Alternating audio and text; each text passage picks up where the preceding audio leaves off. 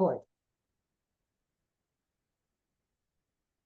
Greetings to every one of you from Crazy Talks with Wise People. I'm Mary Angela Tuck, recording live from my home studio at Wheelchair, United Kingdom. Today is another day of learning from a very special resource person. Our resource person for today is Reverend Dr. Nicholas Marica. He is the discipleship pastor at Solid Rock Baptist Church in Madison Heights, Virginia, as well as the Vice Chancellor of Amherst Theological Seminary. He earned his MDiv in 2018 from Amherst Theological Seminary. He received his MA in Marriage and Family Therapy from Liberty University in 2011 and works as pastoral therapist. He is also the author of Walk Applied. This is very interesting. Walk Applied, Living the New Creation Life as a Citizen of God's Kingdom in a Secular World. Very interesting. He recently published the Walk Applied Fasting and Prayer Handbook. He and Kathy have been married since 1985 and they have 3 children. He will speak about idolatry. Okay, so what is idolatry? What are the different types of idolatry? He will be talking about how do we know that something is already idolatrous? How does God view idolatry? And how do we get rid of idolatry? So basically, this is contained in his book, and his book is so interesting. So, my friends, let's all welcome and let's open our ears, our hearts and minds and spirit so that we get filled up again with this man of God. Let's all welcome Dr. Reverend Nicholas Marica from Virginia. Wow, you make me sound really important. You are important. Good morning. Good morning. Thank you so much for having me. I'm glad to discuss this. Idolatry. One of the things about idolatry is we tend to think of idolatry as something they did in the Old Testament, where they would worship statues or whatever it was. Yeah. But what they were, of course, just think about it a little bit. And what they were really worshiping was what they believed was the power behind the entity or the power behind it. And in my book, The Walk Applied,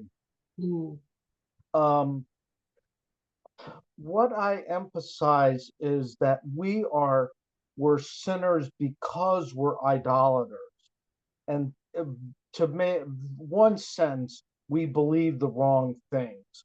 And you're going to see that as we go through the. Now my eyes are going to stare at my big screen where I've got my notes, because there's a lot to this. It forms the basis of the book, and the book's over 400 pages. So in 30 or 40 minutes, it's a little it's not hard to it's kind of hard to compress it. But let's go ahead and we will give it a shot. And where you can get this understanding from is when you look at Adam and Eve in the garden, a question arises. Why do they do what they do? For example, why did they feel the need to cover up? And they didn't even do a very good job of that. If you remember, God has to create clothing out of animal skins for them. But that's one of the main questions that pops up. Why do they feel the need to cover up? Yeah. And many of the things that grow out of that. So we're going to start by talking about the fall a little bit. And there's several things that are the consequences of the fall. The sin nature is revealed. They're banished from the garden. They now know the difference between good and evil. I'll get my place here. Fear, shame, and guilt make them afraid. Blame enters the picture. You know how Adam says, that woman that you gave to me, it's her fault. They realize they're naked, and they they now see themselves negatively as opposed to the positive ways they saw each other. They cover themselves because of the shame and the guilt that they feel, and they both fear rejection by the other because of judgment. So if we build on this, this is the foundational stuff. This is what happens in the garden, and it leads to the basic foundation of the sin nature. And guilt is that inner gnawing paranoia because we know we've offended God. We inherit the stuff that they experience because of the curse. Shame, they have this shame, our deep-seated regret, and we have it as well. Our deep-seated regret because we've offended God. The deep root of why we feel that something's wrong with us. Insecurity. We've been separated from God, so who's going to take care of us? Let's see. And then idolatry. All these lead to this notion of idolatry, which is really false worship. And it's basically our innate need to seek that which will bring us security or pleasure. So we'll worship anything other than God. We'll worship what we believe is security and worship what we believe will bring us pleasure. So this leads to two systems of idolatry. It leads to I've entitled it rebellion idolatry, which is where the idols that we get because of the fall, and then need idolatry, which is what arises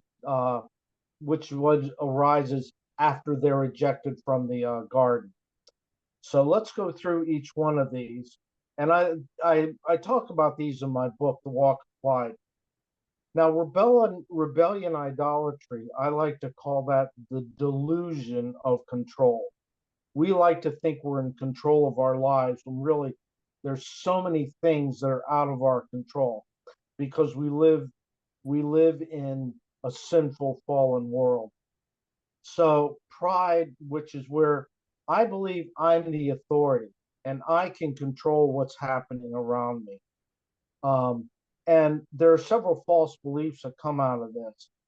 And I believe I must control others.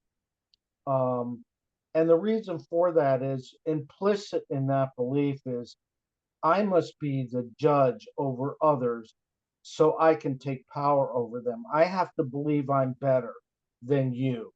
Okay. I have to believe that what I have is better than what you have. Now, what what is a part of this is free will and choice. Because I'm allowed to pick and choose, I can reject God and reject godly authority as I see fit. And I see it um, because of free will. It's because of my idolatrous beliefs.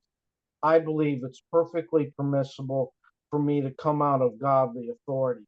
In other words, I can do things because I think it's better for me than what God can do. And that's part of what we saw with Eve with the fruit. Mm, She took the fruit mm, because she said it mm, looked good to eat. Okay, fine. And I'm sure they had many good things to eat in the garden.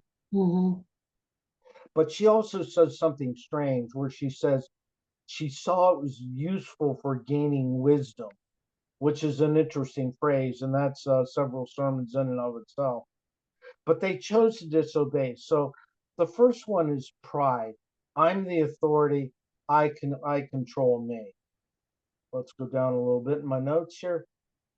Now, because I control me and I want to control others, we believe in facade. And facade is where I've got to present an image of myself so that I can believe that I'm in charge of people, that others can't judge me. Judgment is big in this whole idolatry sequence. Uh, Romans Romans 2 talks about judgment leading to chaos. So I have to present an image of myself so that others can't judge me. And facade is real interesting because facades basically says I can control what others think by the way I cover and present myself. In other words, I can control how others perceive me.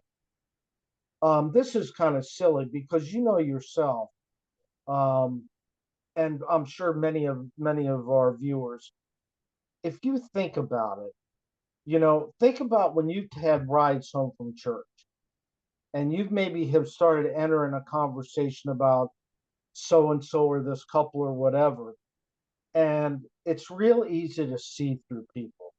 And Mm, we've all had conversations like this.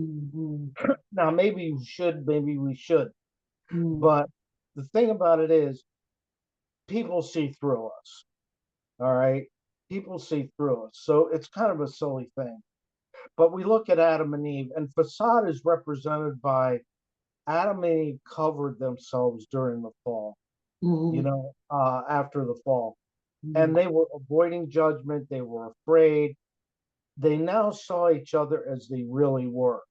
mm, Prior to the fall, what they saw was almost an image of themselves, but they were perfect before the fall. After the fall, they're not. They understand that they're different. They now have a negative view of each other. mm, Now, because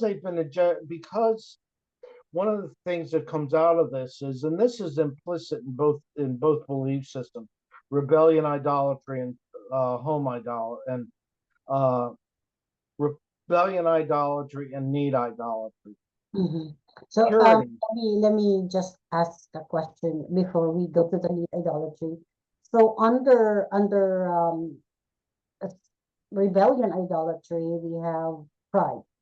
Okay, right, number one, number one, number two, facade. facade. Yeah, number three. Yeah, that we facade again. We got to cover ourselves and present an image of ourselves. Number three. Um, then security. Number three is security. Mhm, Human institutions protect me. And implicit in that is I can control what happens to me. All right. Because, boy, if I have enough guns, if I have enough bullets, if I make enough money, if all these things, if, if, if I'm and this important person, I can protect me, which on the face of it, all you have to do is look at today's newspaper. There's something going on in every part of the world. yeah. There's always natural disasters. There, Mm-hmm, there's crime. mm-hmm, There's any number of things that say you really can't protect yourself. yeah. Now, I don't say this to make you, paranoid and nervous and all that. The plain simple fact is there's so many influences out there. You can't protect yourself against everything. We Yeah. had a situation around here where this it was in the local paper where several years ago we had a series of really bad tornadoes, which is really rare for us. We're very Mm-hmm, blessed in that and fortunate in that respect. But it mm-hmm, talked about this family that had gone out for the day and they came home late in the evening. And when they left, their house was perfectly standing and everything was fine. It was a pretty nice house. They got home, the tornado had come through, and it was wiped out to the foundation. mm-hmm, Everything they had was gone. They mm-hmm, had their car and they had themselves, but mm-hmm. everything else they had, and it took them months to rebuild. So we have this silly belief that security, what I do can protect me. Okay, number So four. security is the third idol. Number three is security. Number four is Number four is performance. performance. Okay. Performance. In other words, the best way to express is the better I perform, the less people can judge me. Now we got to Mm-hmm, remember, judgment judgment is very powerful in this whole dynamic. mm-hmm, So what we have to believe, one of the things we believe is because we're prideful beings, I have to be better than you. Okay. Mm-hmm. And what I have must be better than yours. All Mm-hmm. right. So performance is the belief that I can control my position, the way people perceive me in the community by how well I perform. Mm-hmm. Okay. So we can translate this: the more good things that I do, Mm. the better, the more of a Christian I am. All right. In other words, Based and on we see work, this a yeah. lot. We see people who do things and do things, Mm. and they see that as their Christian duty, but it should grow out of the heart and should be a part of God's will for you. But Mm. people believe it's all around how well I do things, and Mm-hmm. we all know people like this. Mm-hmm. And the sad uh, false belief about this is what you're really saying is you're basically saying how well I perform is a substitute for salvation. You're Uh, saying work, you're yeah, saying, work, yeah, versus yeah, grace. I'm controlling the conditions by which I enter God's house. In other Mm-hmm. words, it's a theology. It's your fundamental theology of works. Mm-hmm. Number five, Number five is pleasure. pleasure. Um, Mm.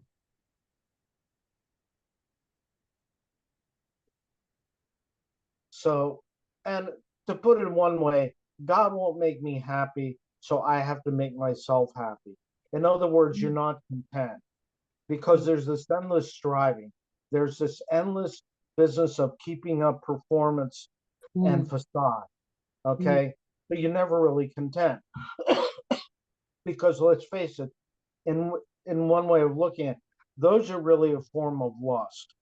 It's Oh, never okay, enough. pleasure, It's pleasure, never enough. forms of lust. Ah, okay. Right. It's Mhm. never enough. It's consuming. Mm. And number six is, Well, pleasure, let's finish that. all right, sorry. Pleasure is it's a temporary escape from the sinful, chaotic, and my own shame. Because like Tim Keller says, basically we do, because we're shameful beings, we know we messed up, we know we owe God. It's the creation of false intimacy and acceptance whereby I don't have to reveal the real me. Because Mm. if people knew the real me, the real deep down me, Mm-hmm. okay, Mm-hmm. nobody would like me, and certainly no one would love me. So pleasure is the next idol, Yeah, pleasure. Okay, and and then is the next idol is entitlement. Now, what entitlement is? entitlement. Mm. It's a combination of of many of the what we talked about. But fundamentally, what it means is because I'm a prideful being, because I'm quote unquote better than you, Mm-mm. okay, Mm-hmm. therefore I'm above you. I'm Okay, I'm above better than you. entitlement. So therefore, I deserve what you have. How dare you have Mm. something you know, how dare you have something that I don't Uh, or that's better? Now, the thing about it is, people, you know, people don't have every single one of these, or not every one is pronounced the other, but we do wind up having these to one degree or another. So it's mm-hmm. not like you say I mean, we're capable of doing good things. There's Yeah. no question about it. We're capable of Mm-hmm. doing good things. Mm-hmm. But deep down inside, these are descriptive of what we have. But entitlement is I should have what you have because I'm above you, and I'm entitled because I'm a prideful being to judge you. And, I should have what you have. Does covetous fall under number six, which is entitlement? Oh, you want me to go back and describe it again? Yeah, I mean, I was just thinking if It's covetous. entitled. I'm entitled to the same things you have. Mm, Because if you have, or if you are the if you have more than I do, or you look better than I do in the way I believe it, Mm, the way I believe it, or the way I see it, mm-hmm, in my idolatrous belief, there's something wrong with that. mm, Okay. mm. So in my idolatrous belief, I should have more than you do. All right. All right, competitiveness. Does it Yeah. fall under? Oh, okay. Yeah. Exactly. I have a question. Like, for example, number five, pleasure is tantamount to lust. Uh, it's an extreme, lust is extreme. Like, well, Yeah. enjoyment sometimes is fine, but if it is already an addiction, like, for example, alcoholism, too much, sex maniac, or gluttony, do those fall under pleasure? Number five. Sure. Sure. Who does? I mean, who doesn't enjoy a great meal? Mm-hmm. I mean, that's awesome. But Mm-hmm. it gets very, very skewed when it starts to control your life. Once they start to control you, then it Yeah. becomes idolatry. We Yeah. My like, therapeutic uh, practice, I think that's a lot. I see. All I right, think, thank you so much. How about the need idolatry? I can't wait. well, Okay, good. I'm glad you're thrilled. Need idolatry. Another way of putting it is false worship. false worship. Huh? Now, we all have needs and wants, and there's ways of fulfilling them. There's God's ways, and then there's basically everything else. But these idols describe fundamental human needs. All Mm, right. Um, Number one is purpose. Okay. Now, where this goes off the rails, where this becomes idolatrous, is because we have free will. I'm free to believe whatever you're free to believe whatever you want. God mm, allows us that freedom. mm, Okay. Now, mm, when it becomes idolatrous is where if there's no God, then I'm not accountable to anyone. So I'm free to believe whatever I want. So my quote unquote purpose and mission are whatever I want it to be. Now, ah, God mm, created everybody. I believe God created everybody with a calling, something He wants them to do. All yeah, right, and mm, that gives mm, you your mm, purpose. When you yeah, don't, when you have a purpose that's not God's calling. See, one of the things about God is God will fill you like nothing else can. Okay, God will fill every hole in your psyche. God will fill it. mhm, But it's when this purpose really has to do a lot of times with a sense of importance and a sense of purpose. mhm, Okay, so a godly purpose is really your calling. All right. mhm, So your purpose and mission basically are whatever you want it to be, even if you want to have one. mhm. So the first idol is purpose. You're free Purpose, to believe whatever you purpose. like, and you're free, so you're not accountable to anyone.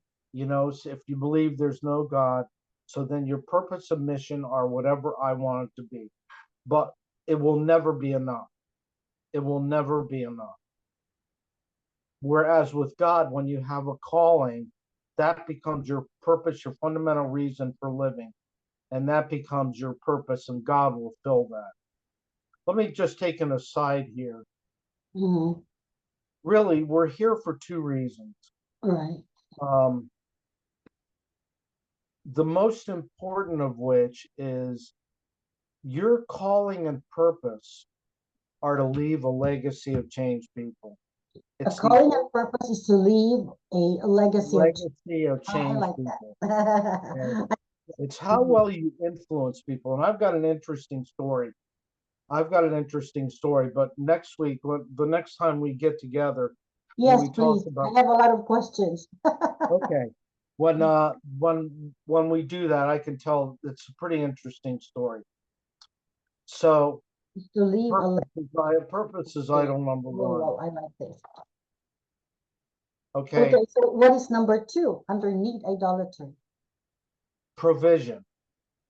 Provision. Oh, okay. Provision. Mm-hmm. Okay. It's very analogous to some of the things you mentioned before. But basically, what provision means is I have more than you, so I'm better than you. All Mm-hmm. right. Mm-hmm. So, I mean, we have a nice little house and all, we like that. But not too far from us, on the other side of town, are these really, really nice houses. Now, Mm-hmm. I'm thankful for the house that we have. All right. Mm-hmm. It's a full Mm-hmm. house. But how many people have you ever talked to said, "Oh, I wish I had a house like that," and they mean it. They mean it.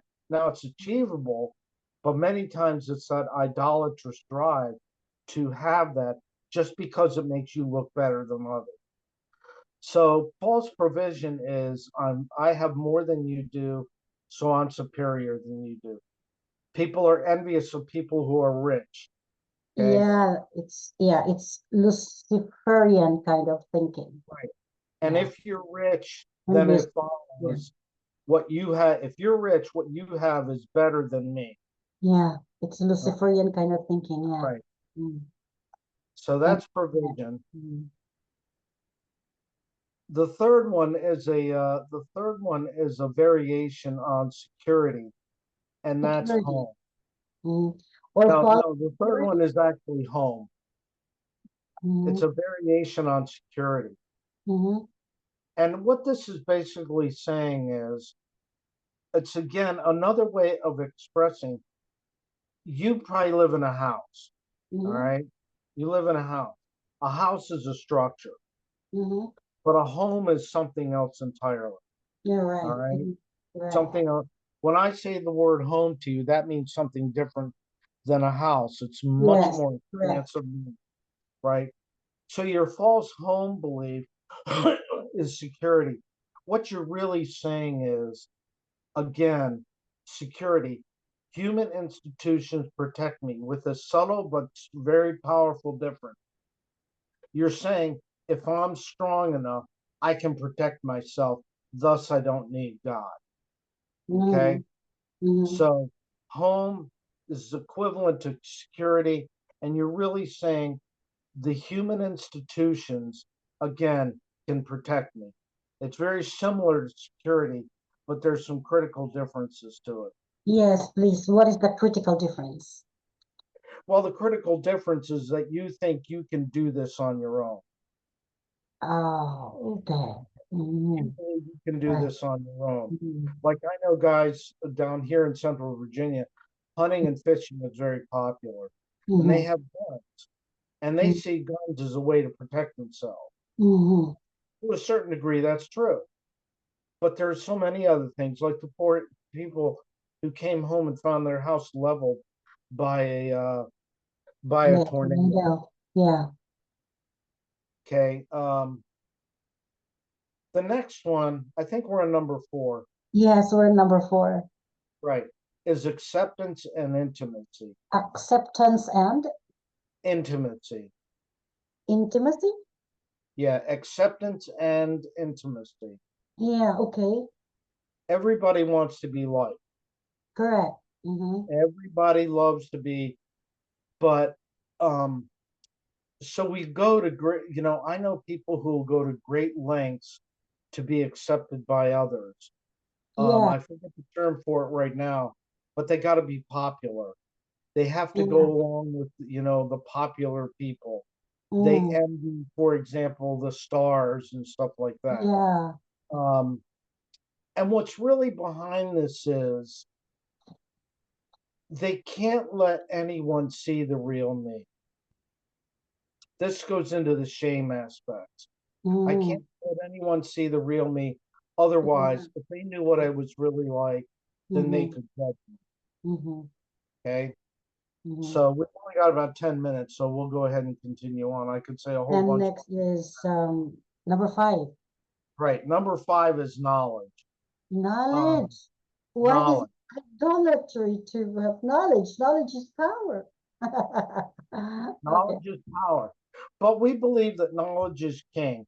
And if you're an evolutionist, you can figure out what we need to know. Science is everything. right? Mhm. And because if you're an evolutionist, we're constantly evolving to a higher level. Mhm. So thus we don't need God. Mhm. So, if we can figure out what we need to know. If you're an evolutionist or an atheist, what have you, knowledge is king. Oh, We can figure out what we need to know. mm, Technology is a solution, right? We can do something to fix it. For example, we can have artificial intelligence. That's yes. the craze right now. All right, Uh-huh. but a lot of people are scared because they don't know what to make of it yet. But the thing about it is, if I know more than you, or if I can create the facade that I know more than you, then I'm superior to you and I can judge you. Okay, let's go on to the last one, which is identity. What's the last one again, please? Identity. Identity. Okay. So, Identity is found in, you've heard the expression, I know who I am. I mhm, found who I was. mhm, mhm, And they think of themselves in human terms. They mhm. compare themselves to other people. Yes. Okay? They compare themselves to other people. They Mhm, see their identity found in how they relate to others and human institutions. I'm going to read it here. My foundational understanding of how I fit in the world, my worldview, and how I relate to others is mhm, found in my idols of performance, facade, security, etc. I believe that what is important and true is found in the natural. So identity is found in with sinful people, and we're all sinful. My identity is found in how I relate to others in human institutions. mhm. Let me just comment here. God created us with a call on our life, Yes. gave us talent and skills, and He gave us a calling. Mhm. Calling is your purpose. Yeah. And the whole idea is the mission is Mhm. to influence others for Christ. Influence others for Christ. So that's the main calling we have in our lives. Okay, let me just wrap this up. Oh, wow. Okay, so what we've learned from you today is that idolatry in general is a false worship. So, um, well, yeah. Okay, so what are the two categories of idolatry? These are the rebellion idolatry and need idolatry. So under rebellion, we have pride, facade, um, security, performance, pleasure, and entitlement. Actually, we need to discuss something much, much deeper next time because I think this is an introduction to a deeper discussion about idolatry. Because for one, I mean, and all of our friends who are listening, who are Christians and who would like to have a better walk with God, would like to achieve a certain kind of excellence in their daily walk with the Lord. And so this is very much needed. Now, the need idolatry purpose, if you're walking not within the purpose that God had made you to be, then that's idolatry. And then provision, which means that you're envious, envious about the what other people have. And then security, false sense of security, and then acceptance and intimacy. You go out within the realms of the biblical standards just for you to be able to be accepted by the society. Yeah, I have an idea and I've got a lot of questions about this one. And then knowledge and then identity. These are very important and we have to delve into this much deeper next time. I hope you will still a lot, more podcasts with you because these are really very important. And very few pastors actually touch about this issue in some of our churches here. So today, ladies and gentlemen, we were able to tackle what is idolatry and what are the two categories of idolatry. But for our next podcast, I hope that the Reverend Doctor will still have time to teach us on how do we know that something is already idolatrous and how does God view idolatry and how do I get rid of idolatry? Because we only have about 3 minutes more to go, I'd like to give the floor or the microphone to our respected guest. Nick, please. Well, thank you so much for having me, and it was a pure pleasure to be able to share this. The key to being able to going through this is it's found in Galatians and the fruit of the spirit. And the real key, the secret of success with Jesus is the daily intimate walk. That's it. The Mm, daily intimate walk and and trusting him 100% to let him do daily in your intimate. life what he needs to do. Mhm. And that's essentially how you do that. But I'll be more than happy to go into that in great detail. Mm. Okay, so that's it, folks. This has been a very substantial discussion with our guest. And like what I've said, I hope to have him back with us again for us to discuss idolatry much deeper. And I'm sure that you do have a lot of questions. You can ask questions down below. You can also email me. You can also shoot your questions on the social media where I'll be posting this so that we will be enlightened. And I'm sure that you would be very glad. We are all hungry, right? So here comes the guy who can give us bread, You're too kind, spiritual. but thank you. Okay. Thank you so much for watching us. Thank you, Nick, and thank you so much. Until next Wednesday. Bye for Until now. next one, you be blessed. Bye bye Be now. blessed. Thank you. Bye.